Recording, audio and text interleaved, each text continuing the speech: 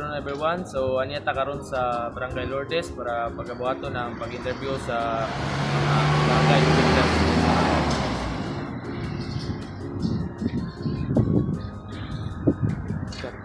Ako dahil si John Vincent Aranaido. O kako dahil si Jiggery Big Tubig. First of all, PDS po. I'm John Vincent Aranaido, student in History College. Conduct this interview just for school purposes. And yun. Hi, my name is Lorena Biquet.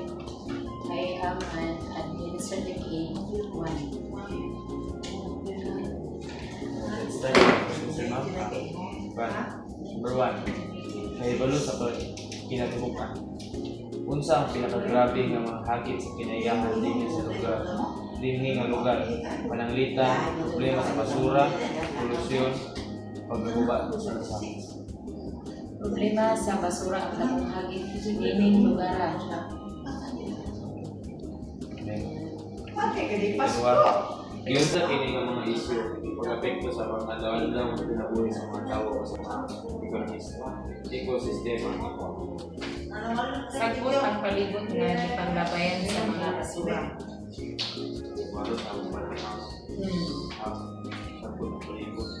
So, ikaw ang pangutana.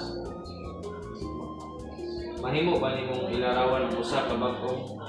Kita po, pananglitan, bagyo, baha o baha nga makapalala sa kainitang sa environment din. Unsay nahita po nga nakadaot? Bisa po kadaghan ang basura kay gianod kini sa baha. Diba? Aduna ba yung mga padayon nga buhat sama sa illegal na pagputol sa kahoy o pagkaguba sa baybayo o sayo nga paglabay sa basura? Unsay nakapukaw ni nga mga buhat? Aduna ang sayo nga paglabay sa basura, pila na naka-metros gikan sa dang site, wala jud ditso og labay tungod kay wala security. Katulong ko sana.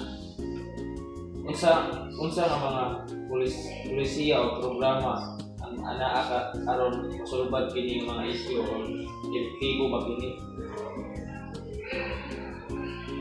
Sa amo ang puro area, ang among gipatupad nga sistema is pagod system. Kung diin magpuli-puli og bantay ang mga membro sa puro sa every 2 hours kung naabay naglabay og basura sa among dapit. Diba? Unsa ang mga babag ang makapugong sa mas maayong pagprotekta sa kinaiyahan, pananglitan, kakulang sa pundo, kaibalo o pagpatuman. Dagan gyapon ang mga tawo nga nagpataka og labay sa ilang mga basura. Mostly ang is mga kuano, mga di karitiri. O dili taga-diri. Kaapat nga pangutana. Unsay epekto sa pagkaguba sa kinayahan dinhi nimo? Ako na-stress tungod sa kadaghan sa mga basura nga among ipuson sa panahon nga kami mag-clean up. Kaduha, unsa nga mga kausbanan sa palibot ang imong namatikdan sa miaging 5 to 10 ka tuig? Kasi sa akong obserbasyon, nagadagan ang mga nagwatak ng mga basura sa palibot. So, pangkalimang pangutana. Aduna ba yung mga grupo o inisyatibo sa komunidad nga nagtinguha sa pagsulbad niini nga mga problema? Kung saan pag-abli sa ubang tao like mo register?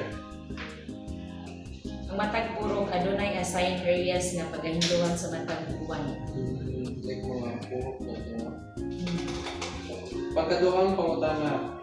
Unsa nga papel ang imong tan-aw nga aduna ang mga individual sa paghimo o kausbanan sa atong environmental or kinaiyahan?